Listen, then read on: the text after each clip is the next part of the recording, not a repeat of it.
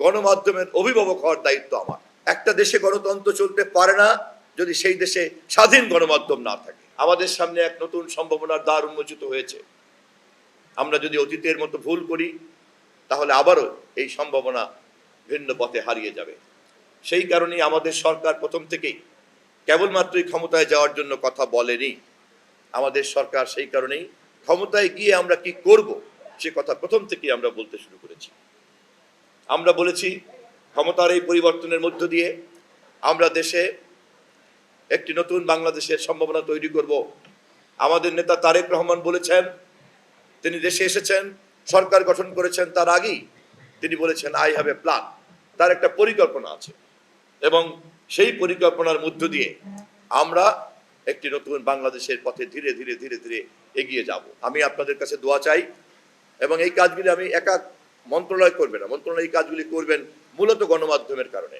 সে কারণেই এই কোনো পরিকল্পনাই বাস্তবায়ন হবে না যদি গণমাধ্যমকে সঠিকভাবে সুস্থভাবে কাজ করতে দেয়া না হয়। এবং আমি সেই কারণেই দায়িত্ব নিয়েছি, গণমাধ্যমের অভিভাবক হওয়ার দায়িত্ব আমার। একটা দেশে গণতন্ত্র চলতে পারে না যদি সেই দেশে স্বাধীন গণমাধ্যম না থাকে। গণমাধ্যম স্বাধীনতা চর্চা করতে পারে না যদি তার জবাবদিহিতা না থাকে। আমরা সেই কারণেই স্বাধীনতার জন্যই জবাবদিহিতাকে নিশ্চিত করব এবং এই পথেই গণমাধ্যমের স্বাধীনতাকে আমরা নিশ্চিত করব এবং সেইভাবেই জাতির সমস্ত চিত্রকে উন্মোচিত করবে গণমাধ্যম। এভাবেই একটি সামগ্রিক ব্যবস্থা আমরা ধীরে ধীরে উন্নয়নের দিকে এগিয়ে চলব।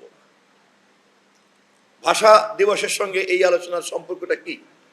এই আলোচনার সম্পর্ক হচ্ছে এই যে রক্তের বিনিময়ে কেবল অন্যায়ের বিরুদ্ধে বিদ্রোহ করলেই হবে না, তার বিপরীতে যে সুন্দর সমাজ আমরা চাই সেই সুন্দর সমাজ গঠন করার পরিকল্পনাও থাকতে হবে।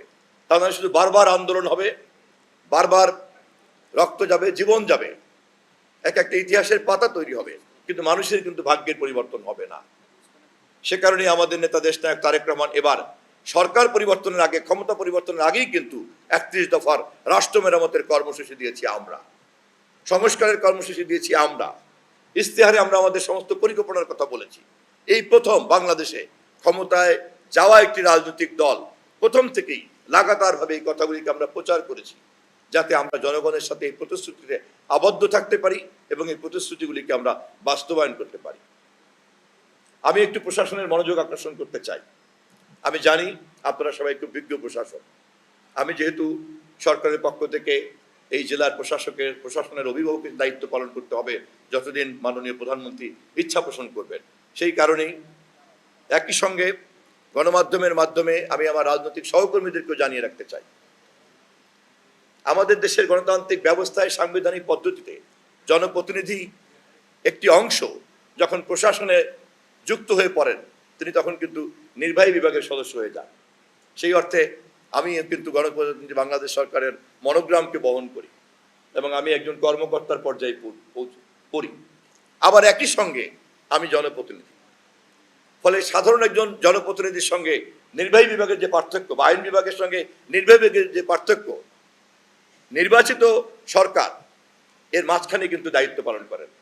তিনি জনগণের কথা জানেন জনপ্রতিনিধির কাছ থেকে, আবার নির্বাহী বিভাগের নেতা হিসাবে প্রধান নির্বাহী বাংলাদেশের এখন কে? তারেক রহমান। আবার তিনিই কিন্তু বাংলাদেশের সবচেয়ে বড় পার্লামেন্টারি পার্টির প্রধান নেতা, সংসদ নেতা তিনি। ফলে যিনি সংসদ নেতা তিনিই কিন্তু বাংলাদেশের প্রধান নির্বাহী।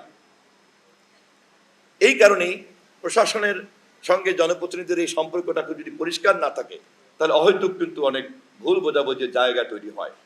আমরা অনেক সময় যারা রাজনীতি করি তারাও যেমন এটা বুঝি না, তারা মনে করি যে প্রশাসনের মন্ত্রিত্ব গ্রহণ করা অথবা সরকার গঠন করা মানেই হচ্ছে রাষ্ট্রকে আমি আমার খুশি মতো ব্যবহার করবো, আমি যা বলবো তাই শুনতে হবে। তাই হয়েছে অতীতে।